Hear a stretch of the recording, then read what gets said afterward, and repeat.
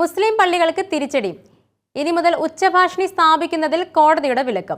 അതായത് താമസക്കാർക്ക് ശല്യമാകുന്ന തരത്തിൽ മുസ്ലിം പള്ളിയുടെ മുകളിൽ ഉച്ചഭാഷിണി സ്ഥാപിക്കുന്നത് അനുവദിക്കാനാകില്ല എന്ന് അലഹബാദ് ഹൈക്കോടതി വ്യക്തമാക്കി.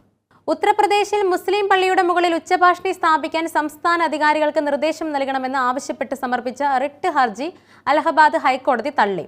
ഒരു മതത്തിന്റെയും അഭിവാജ്യ ഘടകമല്ലെന്ന് ബോംബെ അലഹബാദ് ഹൈക്കോടതികൾ ചൂണ്ടിക്കാട്ടി ശബ്ദമലിനീകരണ മാനദണ്ഡങ്ങളെയും നിയമങ്ങളെയും ലംഘിക്കുന്ന ഉച്ചഭാഷിണികൾക്കെതിരെ ഉടനടി നടപടിയെടുക്കാൻ ബോംബെ ഹൈക്കോടതി പോലീസിന് നിർദ്ദേശം നൽകി.